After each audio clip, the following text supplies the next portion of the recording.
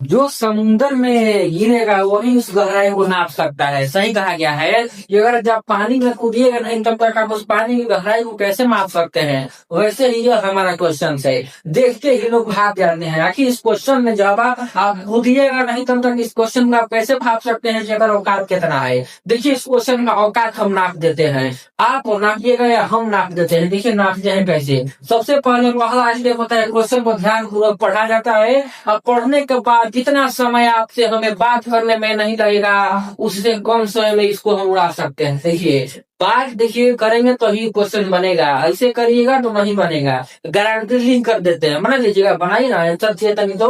अब देखिए हम पढ़ाते हैं इसको। कह रहा है कि दो संख्याओं का मौसों का मान 62 दिया है। मौसों को मतलब की एचसीएफ, ठीक है, तथा इनका लॉसों को एलसीएम के अन्य दो गुणनफल 7 और 9 दिया हुआ है भाई हमारे। तो दो संख्या में से छोटी संख्या का संभावित मान पूछ रहा है। का बड़ी संख्या का पूछता तो हम नहीं बता पाते, छोटी संख्या पूछा है। छोटी संख्या और बड़ी संख्या दोनों मान बताते हैं। देखिए ऐसे तो सूची बनाकर सबसे पहले हमें पता होना चाहिए कि एलसीएम मतलब कि लॉस ऑफ बराबर होता है हमारा एचसीएफ गुणे संख्याओं का गुणनफल। पहली संख्या गुणे दूसरी संख्या हो गया हमारा। क्योंकि हमें ज्ञात क्या करना है कि छोटा मान, अर्थात कि एलसीएम का मान हमें दे दिया है 62 और एक्स का मान मतलब पहली संख्या 7 दिया है और दूसरी संख्या 9 दी हुई है।